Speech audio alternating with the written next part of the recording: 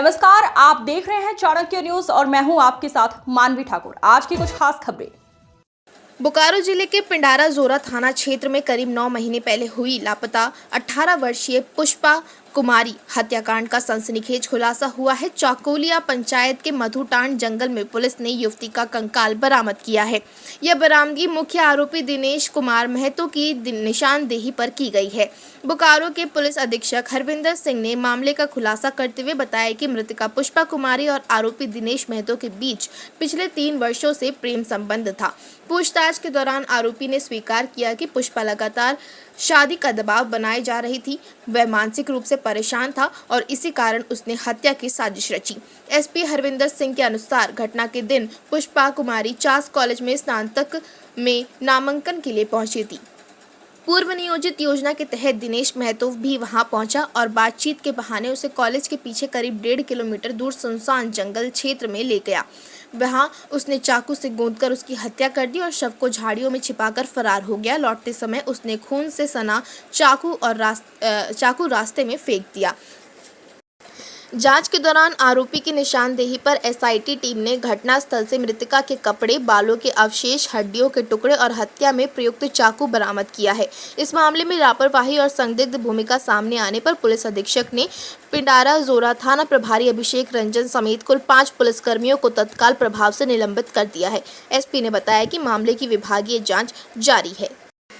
बता दूं कि पीड़ित परिजन द्वारा खोजबीन व न्याय के लिए स्थानीय थाना में लगातार गुहार लगाई जा रही थी, लेकिन जानकारी अनुसार उल्टा पीड़ित परिवार को ही परेशान किया जा रहा था, जिसके बाद परिजन ने हाई कोर्ट रांची का दरवाजा खटखटाया, जिसके बाद मामले में तेजी से कार्यवाही करते हुए घटना का खुलासा हुआ।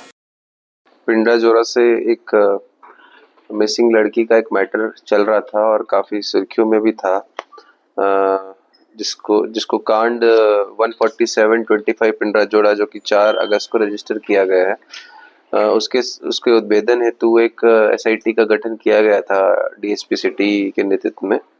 और उनका जो पॉसिबल सोर्सेज होते हैं उससे हमने अलग अलग सोर्सेज से उसका पता लगाने का प्रयास किया। जो टेक्निकल एविडेंस होता है, ह्यूमन एविडेंस होता है, जो भी सर्कमस्टांशियल एविडेंस होता है, सब अलग अलग सोर्सेज से हमें पता लगाने का जब प्रयास किया तो हमें जो एक व्यक्ति दिनेश कुमार महतो का पता चला कि उसके साथ उनका कुछ पुराना किसी तरह का रिलेशन था। और उसी क्रम में हमें कुछ एक ऐसी सूचना प्राप्त हुई थी जिसके सत्यापन के लिए हम दिनेश महतो को उठा के पूछताछ के लिए लाए थे।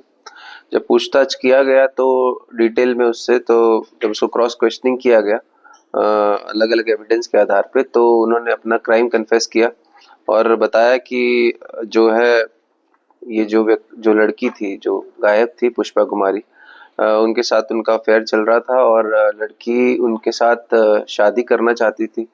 और उसके लिए उनका कहना है कि वो उन पर दबाव बना रही थी। हालांकि ये लड़की दबाव बना रही थी या लड़का उसकी नई शादी होने से जो है परेशान था, ये दोनों में से क्या कारण है वो मुझे लगता है और डिटेल जैसे जैसे आएगी तब क्लियर होगा। बट लड़के ने ऐसा बताया है और उसमें उसने जो है लड़की को हटाने का प्लान किया। और उस क्रम में जब लड़की अपना चास कॉलेज में एडमिशन के लिए गई थी उस दिन, जिस दिन घटना हुई, 21 जुलाई की ये बात है, और वहां पर उसको पता चला तो पीछे से वो गया और उसको बहला फुसला कर वो अलग जगह पे ले गया।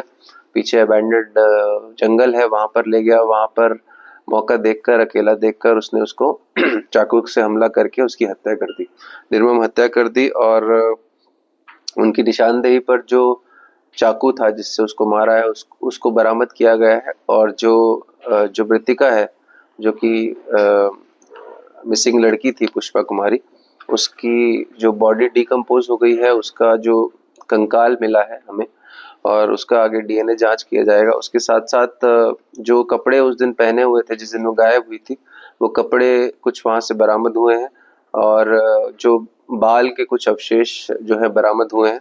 इसके अलावा और जब्ती की बात करें तो जब हमने अभियुक्त को पूछताछ के लिए लाया था और छापामारी हुई थी तो उसके पास से 4 मोबाइल बरामद हुए हैं, जिसको वो अलग अलग तरीके से नंबर बदल बदल के यूज करता होगा।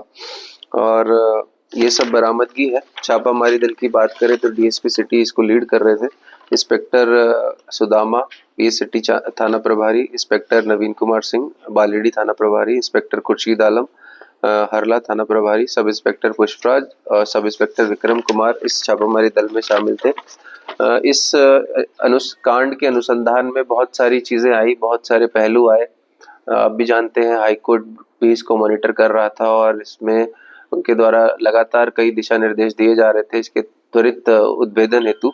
हम लोग भी अपनी तरफ से हर तरीके का संभव प्रयास कर रहे थे, बट ऑफ लेट जो है जब अनुसंधान को हमने देखा, बहुत नज़दीकी तरीके से देखा उसको, और जैसे जैसे उसका उद्भेदन की ओर बढ़े तो जो पूर्व के इसमें इन्वॉल्व लोग थे, जो चाहे थाना प्रभारी हो, चाहे आईओ हो, और भी जो एसआईटी के मेंबर्स थे, उनका जो इसमें जो होना चाहिए था, जिस तरह का उनका आचरण होना चाहिए था, जिस तरह से उनको अप्रोच करना चाहिए था, कहीं ना कहीं उसमें हमें सस्पिशियस एंगल्स कुछ ऐसा प्रतीत हुआ और संदेहास्पद उनका आचरण प्रतीत हुआ, जिसके कारण उनके विरुद्ध जो है अनुशासनिक कार्रवाई की जाएगी।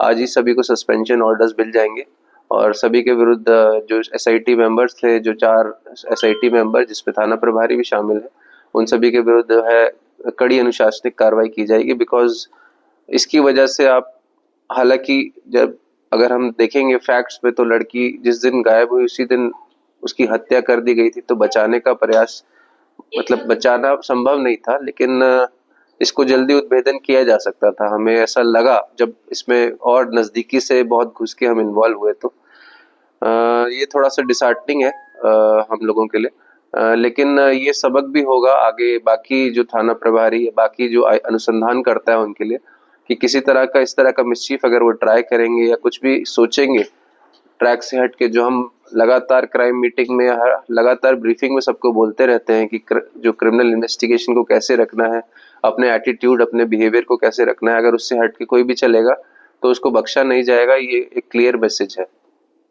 उस समय के एसआईटी में कौन-कौन थे? उस समय की एसआईटी में आपको सस्पेंशन के अभी आपको सबको पता चल जाएगा कि कौन कौन सस्पेंड। नहीं, थानेदार, आईओ और 2 ऑफिसर और थे, सब इंस्पेक्टर, तो 4 लोगों को जो है सस्पेंड किया जा रहा है। जो बॉडी मिला उसमें कौन एसआईटी थी? उसमें एसआईटी अलग थी, वो आपको हमने डिटेल